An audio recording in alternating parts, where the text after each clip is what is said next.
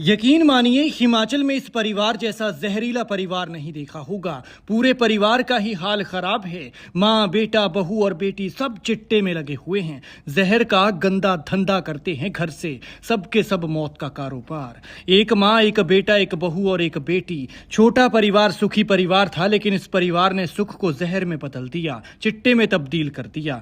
माँ, बेटा, बहू, बेटी का जिक्र आते ही सुनने में तो लगता है कि किसी परिवार की बात हो रही है, लेकिन पुलिस के मुताबिक ये पूरा परिवार नशे के कारोबार के आरोप में एक साथ पकड़ा गया है। जी हां, हिमाचल प्रदेश के मंडी जिले के सुंदरनगर से सामने आई इस खबर ने हर किसी को हैरान कर दिया है। आमतौर पर नशा तस्करी के मामलों में एक या दो लोगों की गिरफ्तारी की खबरें सामने आती है, लेकिन भैया यहां तो पूरा परिवार ही पुलिस के शिकंजे में आ गया। माँ, बेटा, बहू और बेटी चारों एक ही कार में सवार थे और पुलिस के अनुसार तलाशी के दौरान कार से चिट्टा बरामद हुआ। सोचिए, जिस परिवार में माँ बच्चों को सही गलत का फर्क सिखाती है, जहां भाई बहन एक दूसरे का सहारा होते हैं, जहां बहू घर की नई पीढ़ी की जिम्मेदारी संभालती है, उसी घर के 4 सदस्य एक साथ एनडीपीएस एक्ट के मामले में गिरफ्तार हो जाएं, तो हैरानी होना स्वाभाविक है। पुलिस के अनुसार सुंदरनगर के कांगू इलाके में नाकाबंदी के दौरान चंडीगढ़ नंबर की एक कार को रोका गया।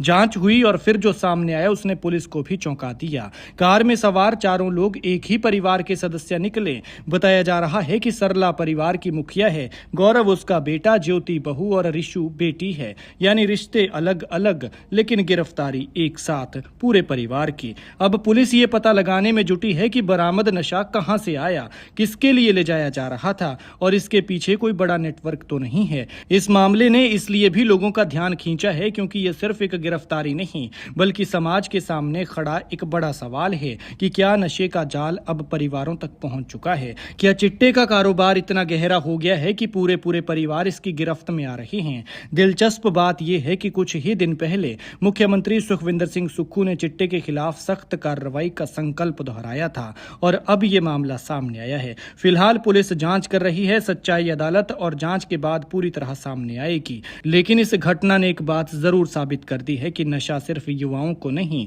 पूरे परिवारों को बर्बादी की तरफ धकेल सकता है। और ऐसे में हिमाचल का क्या हाल होगा, ये बेहद चिंताजनक है। यही बात इस मामले को सबसे ज्यादा चौंकाने वाला बनाती है। आप इस घटना पर क्या कहते हैं, कमेंट में जरूर बताएं।